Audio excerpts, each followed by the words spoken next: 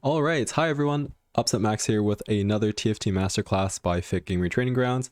Today we are going to be talking about some off-meta comps. One of them has been, their popularity has been growing rapidly in the NA ladder. So you probably have heard of that. So we'll dive right into it.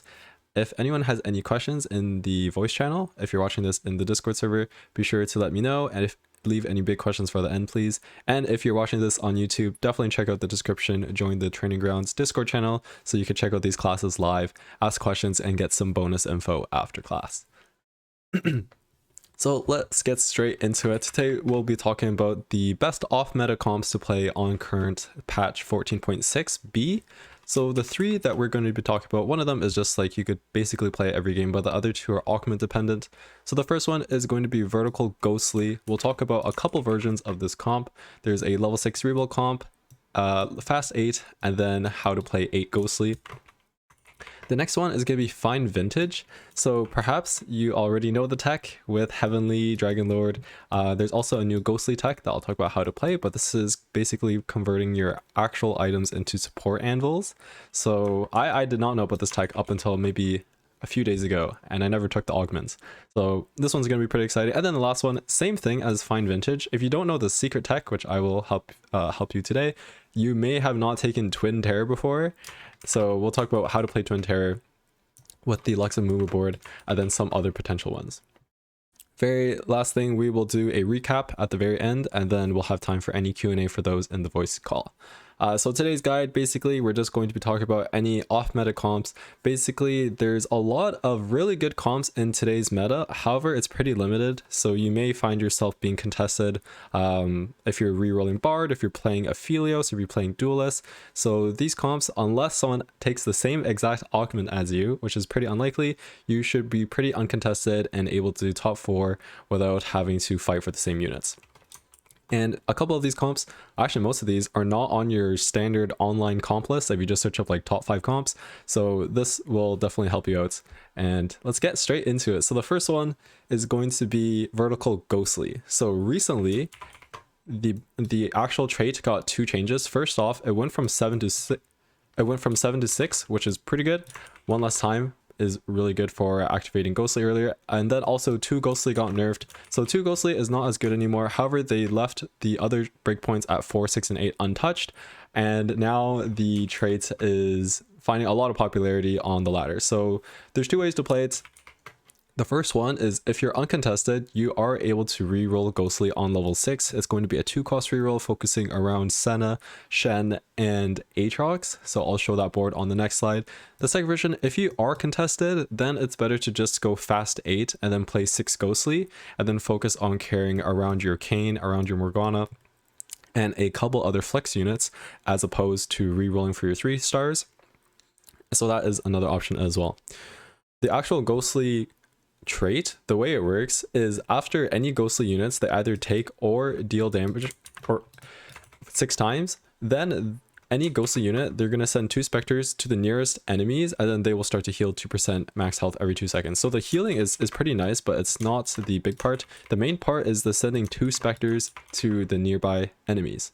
Now, these enemies that have specters on them, they will take X% more damage per specter on them. So the way it works is by having so many Ghostly units from Vertical Ghostly, you're able to really stack a lot of specters on your enemy units, and you're basically going to one-shot them if they have multiple specters on them, especially the very last units, because once an enemy dies with a specter, the specters get passed on to other enemy units. So the very last enemy units, they'll have like 12 specters on them, and they're just going to get popped. So that is why Vertical Ghostly is good and the whole strategy behind it. And any of the bonus damage from the specters, they count as magic damage, even though a lot of our units are technically physical damage. So this means this is a hybrid damage comp, so we want both Sunder and Shred, and in order to survive the dealing or taking damage 6 times, we're going to need some frontline tank items, so our Aatrox, our Shen, or our Lowy doesn't get popped right away. Last but not least, you can make Ghostly Emblem with a spat plus a sword, so just keep that in mind. That'll help us reach 8 Ghostly if we find the chance. So now that we know what Ghostly does, we're going to dive into the first comp, which is going to be the level 6 reroll board, On the level 6 board, we're able to fit 4 Ghostly, 3 Ink Shadow, 2 Sniper, and 2 Warded, so pretty good tags. We get a full Ink Shadow item as well from being able to play Aatrox Jax, and we're carrying around our Senna. So here's how we do it. Level 6, because we are rerolling a lot of 2 costs here, on level 6 you're going to then have a 40% chance of seeing a 2 cost unit per slot shop. For shop slot. So that is why we're going to be rerolling on level 6, and our main carry is going to be Senna. Now Senna's BIS is going to be 1 attack speed item and then 2 damage items, so either like a Ginsu's Last Whisper DB or Red Buff Last Whisper IE. Honestly, any combination of these works pretty well. You just need to have at least 1 attack speed item and then 2 attack damage items, as opposed to just 3 attack damage items or just like 2 attack speed items, 1 attack damage. So make sure you have a solid balance between outputting damage quickly and outputting a lot of damage when you attack. One thing to note, because we are playing 3 Ink Shadow, we are going to have an Ink Shadow tattoo, right? So on stage 1, what you could do is you could throw a Jax into your team planner at the top, and then check the Ink Shadow trait, and that will let you know what your tattoo is when 3 Ink Shadow is activated. So if it is an offensive item, then that means you only need to make 2 items for Senna, which is going to be either just like 1 attack speed or 1 damage depending on your items, and then make sure you keep your item economy in check. Or an defensive item, so then opposite, now you know you have to make 3 items on your Senna, however only 2 on your Shen if it's a frontline item. Now the best tattoo for this composition, because we want these ghostly units to stay alive a long time, to really be able to send out those specters and then have your backline be able to hit the enemy units that have the specters on them, tattoo a protection, which gives you a 50% max health shield, and even more when the shield breaks, is going to be really, really good. And then Shen is going to be our main tank, because Shen is a lot tankier than Aatrox. Aatrox is kind of like a hybrid damage slash like bruiser, so he's like not that tanky a little bit, but he does a good amount of damage when 3-starred. So that is how to navigate around the tattoo, and then this is the board. And then regarding positioning, you're going to want to position opposite side from the enemy carry. So let's say someone's playing 5 faded Aphelios, right? And this is going to be like on stage 3, stage 4. So 5 faded is reasonable, but not 7 faded. Then you want to be positioned opposite side, number 1, to stay alive as long as possible, because by being opposite side, you have a much lower chance of just like randomly dying like from the straight attack, and instead the enemy has to get through your tanky frontline first. So that's the first reason. Second reason is Caitlyn is then able to try to get a one-shot if somehow some opening opens up in the middle, some fight RNG. And then the very last one, by staying alive till the end, you're able to let all the specters on haunted units like kind of clump up.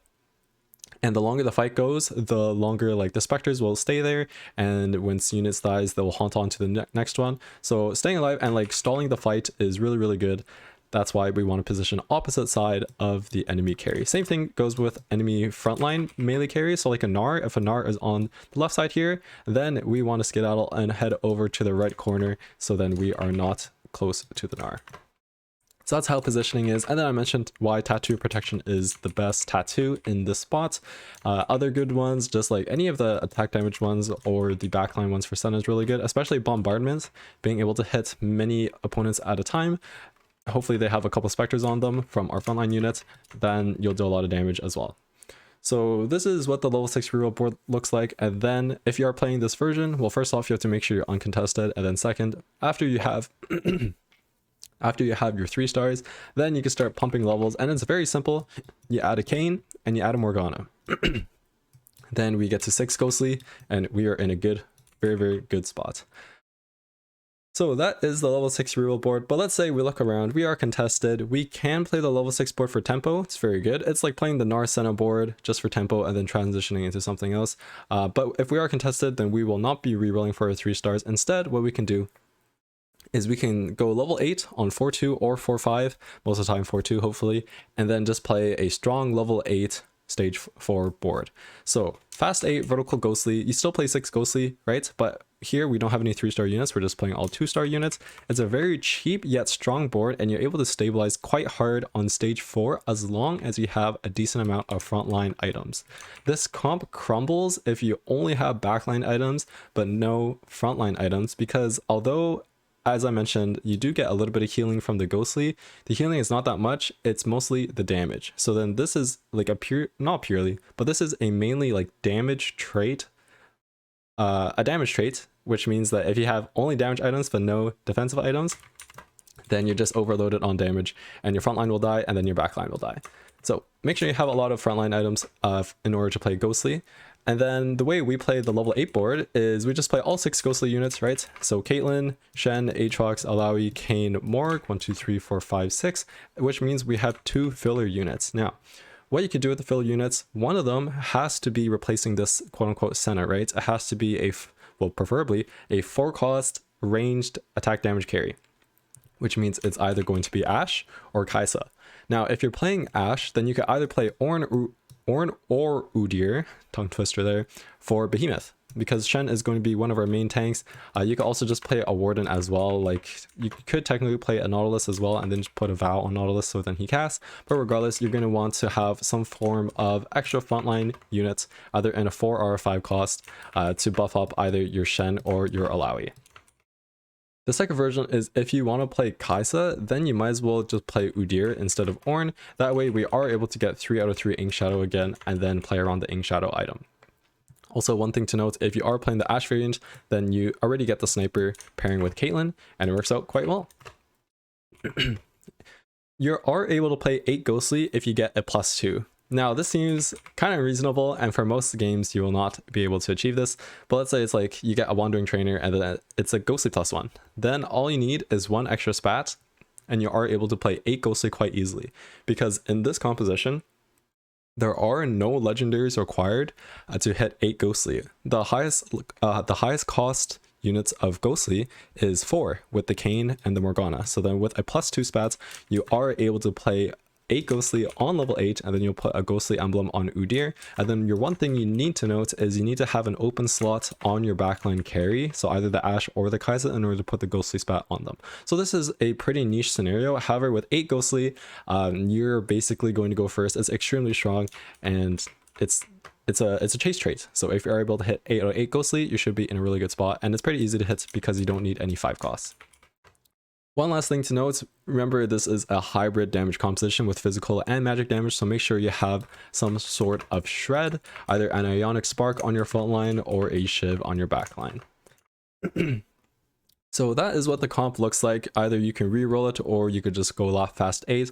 We'll talk about some augments that will really help us in this composition. So the first one is Ascension. This is the stall of all stall comps, and there are already a lot of stall comps on today's meta. So like Bard, like Aphelios, these are Rage Blade non-burst heavy compositions that take a long time to ramp up. So that is great for Ghostly. That's why actually Ghostly I think came into meta, because you are able to get all of your Spectres out safely and consistently. So Ascension is very good, same with Final Ascension. For the reroll version, if you are able to hit 2 for 1 or 2 healthy, then this is a clear indication where you want to reroll your Shen, Aatrox, and your Senna. Unified is always very good, keeps your frontline tankier. Stationary support, same thing. Haunted House is the Ghostly specific trait where you're able to get more Spectres out. So more Ghostly, you already have a lot of Ghostly units, and then more Spectres from those Ghostly units, so that's why Haunted House is good. And then Inspiring Epitaph, Ghostly Crest, and Crown are very good augments as well. So this is the first comp. You may have seen it on Ladder already. I highly recommend it. The one thing to note is with the reroll comp, if you are able to hit, then you are able to place quite high. However, with the level 8 board, the fast 8 board, you're mostly just playing for a 4th. 3rd, hopefully, if not higher, but the board will get beat and capped out by other 3-cost reroll boards. So that's something to note. It's extremely stable for stage 4. However, once you get to stage 5, you might start to losing some rounds. So that is the Ghostly line. The next one I want to talk about is the Fine Vintage line. So this particular augment has a very unique playstyle to it, and I'll talk about the objective. So why even do Fine Vintage? Well, let's talk about what it is first. Any completed items left on your bench for 3 rounds will then transform into support anvils, and all of the support items are here. So you will get a support anvil, and you will be able to choose one of these support items from a selection of 4. Now, Why is this good? Well, basically, the whole strategy of this is to get a ton of ZZ Rots, buff it with other support items such as like Aegis, Lockets, and then also buff it with any compositions that have team-wide trait buffs. So Heavenly and Dragon Lords is a very popular way to play Fine Vintage, but also there's another ghostly version of this, which I will show at the end, and let's get straight into it. Also, you can see the stats on Fine Vintage is really good. It's basically averaging a 4 on 2-1. So yeah, let's talk about what it looks like here. So our general strategy in the early to mid game, we're going to transform all of our items into support anvils. We want at least like 5 support anvils by like mid early late game, and these need to consist of at least like 2 ZZ Rots. We want to have Aegis, or so our priority will go Aegis into Randuin's into Virtue, or you're going to be stacking Lockets, Zeeks, and Chalice. So you don't want to mix the two. I'll show on the next slide how it really messes with the positioning if you have like Aegises and Lockets. So either go like the Aegis Randuin's route or go the Lockets, Zeeks, Chalice route. So mid-game around stage 3 and 4, you can also save 1 item for healing reduction, so either red buff or Morello. Of course, if you have an augment like Blistering Strikes, then this is really good, and you can disregard that 1 healing reduction item and save it for another Fine Vintage support item, which is really good. And then the comp, basically just the reason why this comp is good is it just stat checks opponents. So what this means is you just win based off of having more bodies on the board, more health, more damage, more everything. So that's what stat checking is. And then it's really good on 2-1, and it's okay on 3-2, but definitely better on 2-1. So here are the team-wide traits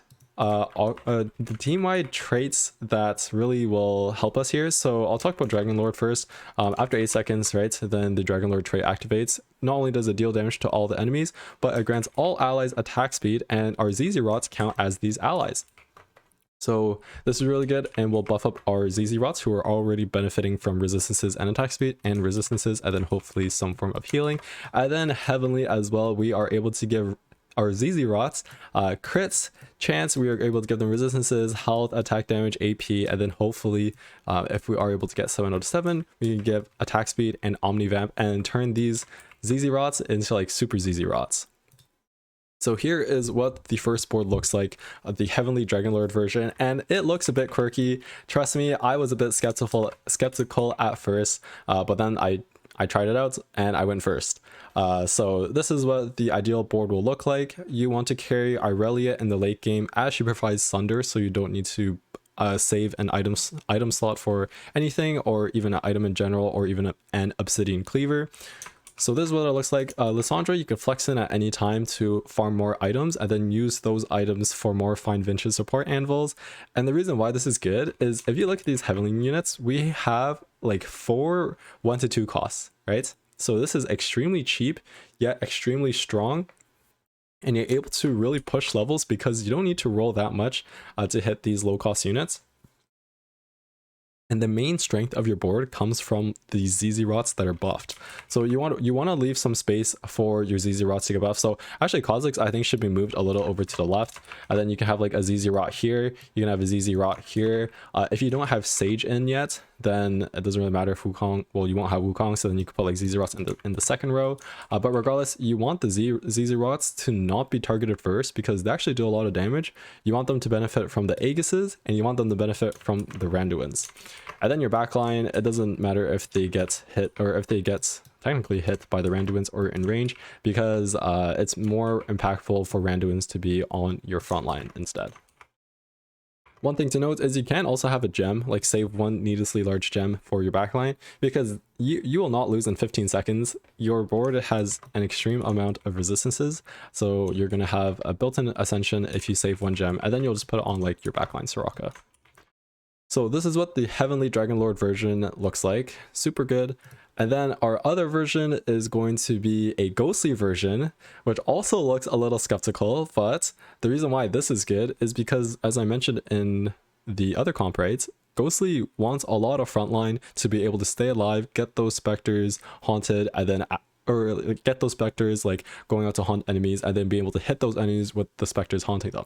So by going Fine Vintage, you basically guarantee the frontline version, the frontline like of ghostly checked, right? Because nothing is going to die, and also you have a lot more bodies, a lot more damage, and then even the ZZ rods can proc the ghostly. So, or they don't proc the sending out specters, but they can hit enemies that have specters on them and do a lot of damage that way.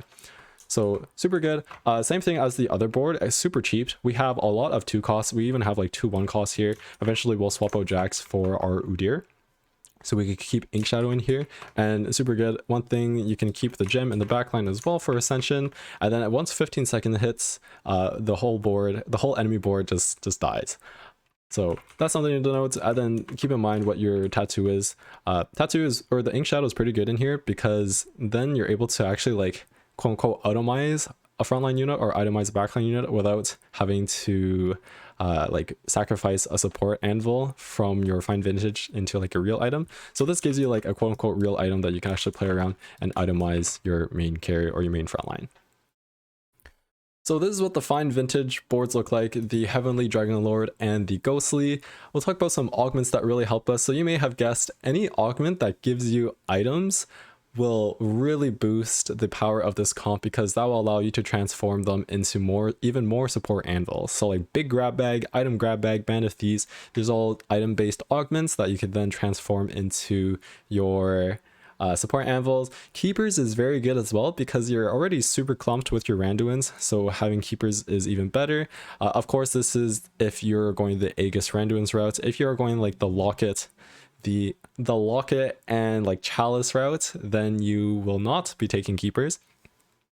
Heavenly Crest is very good, because in the heavily vertical version, Blinding Speed is a really good augment here, because you can save the red buff for healing reduction and then use the Ginsu plus the bow, and then combine the bow with whatever to make 2 more support anvils. So extremely good there. Ascension, just because we're stalling so long, and then Blistering Strikes, we won't need another healing reduction item. So these are all augments that will really help us in the fine vintage comp. And then one thing to note is on PvE rounds, before the PvE round ends, so this is like Krugs, this is like Wolves, if you are able to make an item and then get it on your bench, so like you make an item on a unit and then you sell it before the PvE round ends, that will count as round 1. So you are able to save quote unquote 1 round if you are able to quickly make an item and then keep it on your bench during the actual like minion round or during the actual Krug round. That way you'll only have to like sack 2 combat rounds before your item is ready to pop. So be super quick, be super vigilant during your PvE rounds, player versus environment, so you are able to save 1 extra round, which will save you a ton of HP and really help you out. Oh, also one thing to note, you can only put 1 ZZ Rot per unit, so that's why it's spread out like this. Okay, so that is the fine vintage comp. Definitely give it a try if you have the chance. It's super good right now, especially on 2-1. And then the very last one I'll talk about is Twin Terror. So this has been very low-key. Not many people have played this. However, there is a spot, especially if you search around the lobby and everyone is playing the meta comps like Bard, Aphelios, Duelist. So yes, or even like Ghostly Reroll. So the way we're going to play Twin Terror is we're going to play around Lux, Amumu, and Alawi. So the reason why this is good is because Amumu, all the traits work extremely well together. So Porcelain, Arcanist, and Warden. We're going to have a super strong frontline with 2 Amumus and our Alawi. We're going to have a ton of backline access by playing 2 Luxes. And the reason why Lux is good is because, well, first off, it's just a pretty decent unit. But there are a lot of Rageblade users in today's meta. So like Bard, Aphelios, Senna, these are all backline corner units, right? So Lux does really well against these by being able to just either target them, B, stun them, or both target, stun, and then kill, right? So that is why Lux is super good. We'll talk about why or what the positioning looks like on the next slide. But basically, we just get a lot of stats from this. We get a ton of HP, we get a ton of attack speed. So we're tanky, we're able to cast a lot, and then once we kill the enemy backline, then we just clean up the enemy front line with the rest of our board. So here's what the board will look like. This is going to be your endgame board, where we're going to be playing 2 Luxes, 2 Alawis, and then 2 Amumus, and then our other 2 Arcanists are Lysandra and Syndra. So we are going to eventually want to play 4 Arcanists, and then we just have Porcelain and Warden activated as well. our strategy for this is we're going to be wanting to slow roll on level 6 for Lux 3, which should be very easy. No one is playing Lux. So you're very uncontested and you have a really high chance to hit fast and unexpensive, very cheaply. Then after you hit Lux 3, then you want to push to level 7 and then start to slow roll again for your 3-star Amumu and Alawi. You want to position Lux on the opposite side of the backline enemy carry. So if this is a continuation of the whole board, if the Aphelios or Bard with Rageblade or Senna with Rageblade is in the top right corner, then position Lux in the bottom left. And then even if it doesn't stun on the first cast, because the stun is only like 2 units, right? So it could be 2 frontline units, you will at least like hit them. And then once the frontline dies, then you're in business. You could stun and hit them. And then probably by like the 3rd cast, they're dead once you hit your Lux 3. Also, you have to remember that with Porcelain, the attack speed from casting Shojin, which is you're going to want to be building this build, and Twin Terror, you are pumping out casts. I think Lux has a 75 mana cost. I'll just check on the previous slide. Yeah, 75. So every 5 auto attacks with Shojin, you're throwing out an alt. And then vice versa, if they're in the other corner, then just position your main Lux on the other side. Something you could do with the other Lux is you could just either just kind of have a failsafe and put her in the other corner, or you could just put her in the middle as well. That is fine.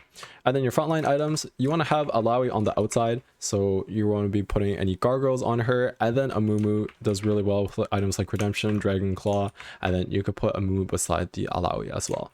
And then early game, just play your strongest board, depending. You don't have to only play these units, of course. Like you could play a Nico early game for 4 Arcanists. And then if you don't have 2 versions of like a Lux, let's say you have like a Lux 2 and then like no 4th Lux and you don't want to roll, then just play your strongest board. So you don't only have to play around like the Lux, Alawi, Mumu. Just play whatever you have. But then eventually you do want to transition to something like this.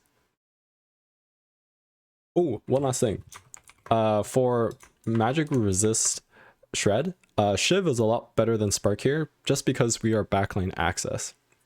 If we were front to back, then Spark would be fine. Maybe Spark would even be better. But because we are hitting the enemy backline, that is out of range of Spark. So that's why we want Shiv. And our secondary Lux is just going to be our like item holder for anything. So Morel is really good on the secondary Lux. You could put Shiv on the secondary Lux as well, or even just another Shojin on the secondary Lux as well.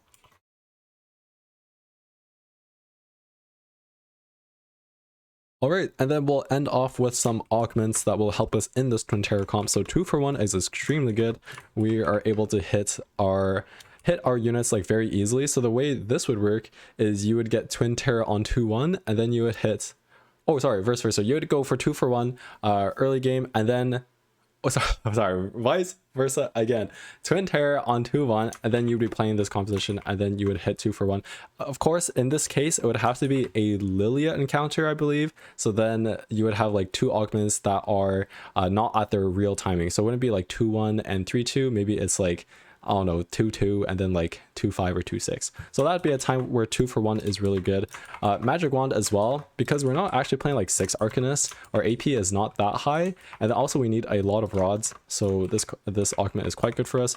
Jewel Lotus 3, always very good, more damage. Boiling Point is really good because we're playing a lot of porcelain units, and then this also disregards, or this allows us to not have to build healing reduction. Porcelain crest or crown for max cap, because that way we could actually play 4 porcelain, and then we want to put the porcelain crest or porcelain emblem on our main Alawi for the damage reduction. And then last but not least, Infernal Contract is if you just want to pump out your 4th or your 3rd, then you can just stay level 7, 3-star everything extremely easily with that huge influx of gold, and then you just take your 3rd and 4th, and then you actually might even beat the 3-cost reroll comps with Infernal Contract and this board specifically, because Lux is a counter to your Rageblade Fearlesses or your Bards. So that's why Infernal Contract is good. I take back the 4th. You actually can place a lot higher just because this comp counters the Rageblade meta comps right now. Okay, and that is everything for today. So I will do a quick recap of the 3 things that we talked about. So we talked about 3 different compositions today. The first one is going to be talked about vertical ghostly, something that has come up pretty recently. We talked about the reroll version of 2 costs, uncontested. If you are contested, then you, or even pivoting into it, you can go fast 8, and then 8 ghostly is very easy to hit if you have a +2 because there's no legendary units. Talked about fine vintage, how to play it, normally around the Heavenly and Dragon Lord board. We also showed a ghostly board as an option as well, and then we finished off with Twin Terror, why the comp is good and how it counters the current meta reroll compositions. So that has been everything for today. If you're watching this on YouTube, then thank you so much for watching. This is the end, and I will end the recording now, and we can dive into any questions from